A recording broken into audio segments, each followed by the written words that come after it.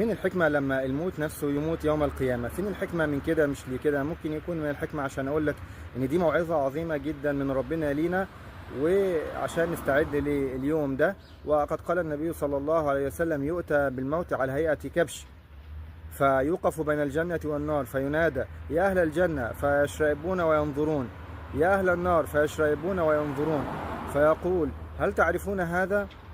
فيقولون: نعم، الموت. فيذبح بين النار والجنة، ثم يقال: يا أهل الجنة خلود فلا موت، ويا أهل النار خلود فلا موت. فبدل ما نقعد نتفلسف، أحسن نتأمل في حكمة ربنا ونؤمن ونستعد لليوم ده. والملحد مثلا عمل ايه؟ يعني لما هو ألحد عمل ايه؟ دي أول حاجة. تاني حاجة، هو متضايق ليه إن احنا آمنا؟